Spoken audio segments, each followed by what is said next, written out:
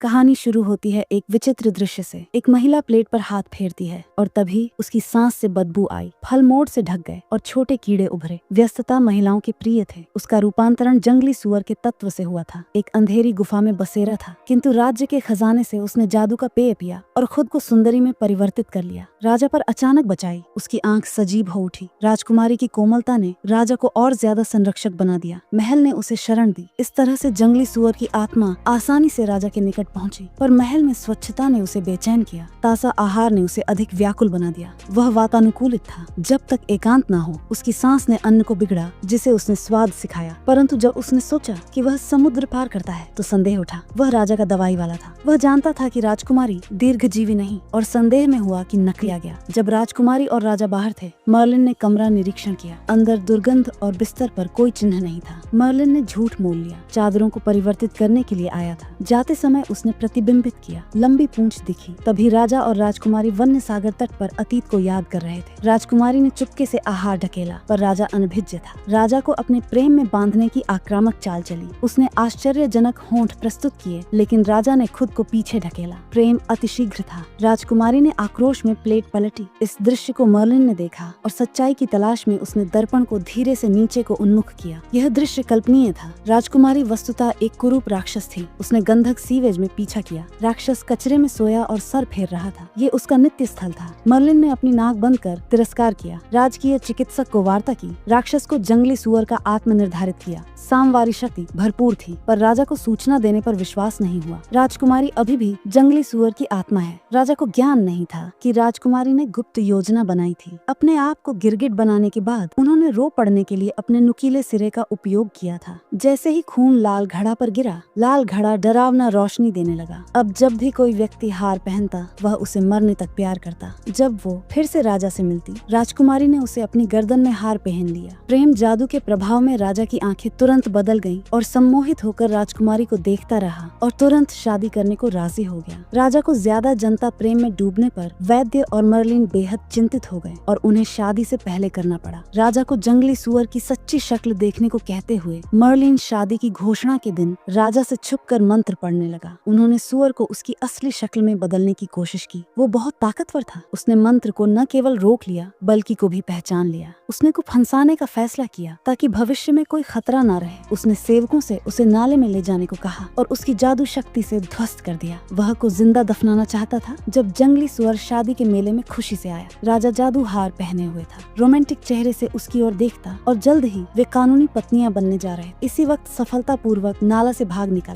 लेकिन जब उसने शादी को रोकना चाहा, द्वार पर खड़े सेवकों ने उसे रोका। एक उग्र लड़ाई के बाद उसने जादू का उपयोग कर उसे शांत किया, लेकिन वह देर कर चुका था। सुअर सफलतापूर्वक रानी बन गई। उसने को निशाना बनाना शुरू किया, राजा को पूरी तरह से अपना बनाने के लिए। महिला हार को राजा के ऊपर डालने लगी। राजा से विवाह के बाद अप्रत्याशित समस्याएं उत्पन्न होती हैं। राजा के साथ रहने की इच्छा ने रानी को संकट में डाला, क्योंकि वह मानव नहीं थी। रानी ने कृत्रिम रूप से रोना शुरू किया और दावा किया कि उसके परिवार का प्रतीक चिन्ह ले लिया गया। राजा ने तत्काल चोर की तलाश में प्रवर्तन किया। उस समय को खतरे का आभास नहीं था। जब उसने पाया कि राजकुमार ने अपने प्राचीन प्रेम को स्मरण कर उसे मुक्त किया गया है, रानी ने ये सुनकर कि मर्लिन भाग निकला। उसने राजकुमार की निंदा की। उसने राजा के सामने उसकी आलोचना शुरू की ताकि पिता पुत्र के बीच दूरी पैदा हो। राजा, जो जादू के प्रभाव में था, उसने जनता में अपने बेटे की आलोचना की। राजकुमार राजा का स्वभाव बदलता देख अचंभित रह गया। रानी ने राजा को बेटे को गद्दी निशीन से हटाने और खुद को राजा का उत्तराधिकारी बनाने को कहा। हैरान करने वाली माँ को राजा ने तुरंत मान लिया। अगले दिन उसने सबको इसकी घोषणा कर दी।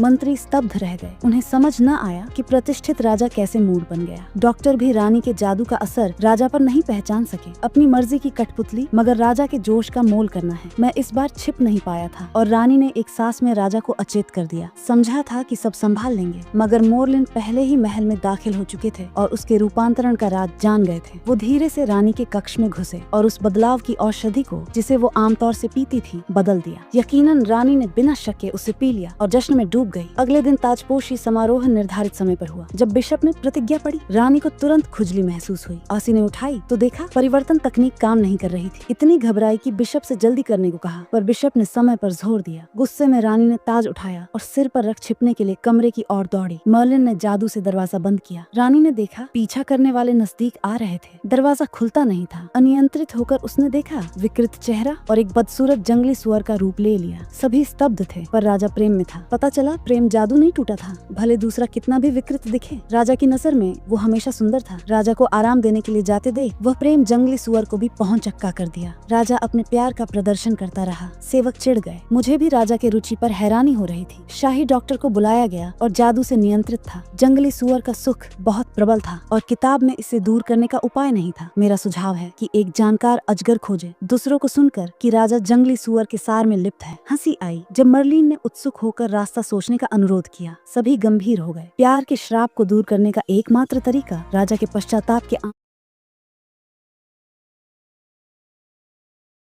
आंसू है, पर यह असंभव सा लगता है क्योंकि राजा का हृदय पत्थर की तरह दृढ़ है। आंसू कभी ना बहाए, पर मर्लिन को राजा की कमजोरी का ख्याल था। उसका बेटा, जब तक राजा अपने बेटे को मरते हुए ना देख ले, पश्चाताप के आंसू बह सकते हैं। इसलिए राजकुमार को ले गए और नकली मृत्यु पीने के लिए मनाया। राजकुमार शुरू में अनिच्छुक था, पर देश के भविष्य के लिए बलिदान करने को तैयार हुआ। जब न की ये मौत असर करने वाली, शाही डॉक्टर ने राजा को सूचना दी कि उसका पुत्र आत्महत्या कर बैठा है। राजा को समझ आया कि बेटे का नुकसान उसकी भूल थी और उसने पछतावे से बेटे को पकड़ लिया। ये दृश्य देख जंगली सुअर ने एहसास किया कुछ गलत था। राजा को बच्चे छोड़ने का समय नहीं था। आंसुओं की चमक में राजा ने आखिरकार असली चेहरा पहचाना और झुनझुन ने धोखा देना बंद किया। अंत में उसने सांग किया। दुखी होकर सोचा, क्यों ना अभी राजा पर वार कर खुद शासक बन जाऊं। गार्ड्स उसे बचाने को भागे, किंतु जंगली सुअर बलवान था और उन्हें आसानी से हरा दिया। संकट के वक्त धरती पर लेटा राजकुमार जीवन को पुनः प्राप्त हुआ। उसने तलवार उठाई और एक ही प्रहार में जंगली सुअर को पराजित किया। फिर होश में आए राजा को याद आया कि वह सुअर के संग लेटा था और घृणा सेवा खाना नहीं खा पाया। उसकी यह भूल, चाहे वह स्वीकार